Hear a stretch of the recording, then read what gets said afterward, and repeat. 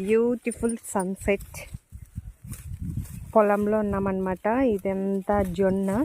So పందులు, అడవి పందులు వచ్చి ఇట్లంతా పడిపేసినాయి అన్నమాట. చూడండి, స్ట్రైట్గా లేదు, కింద అంతా పడిపోయింది.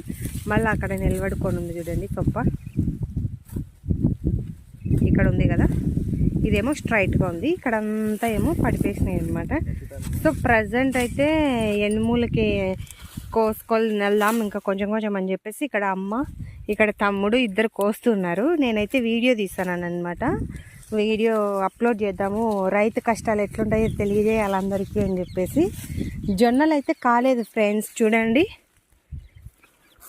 గువ్వలు సౌండ్స్ వినిపిస్తున్నాయా మీకు? చిలుకలు చూడండి, అవే తింటా ఉన్నాయన్నమాట. సరే పోనీలే, వాటికి కూడా ఆహారం ఉండదు కదా అని అమ్మ పెద్ద గుండకాయతో వదిలేసిందంట అవన్నీ.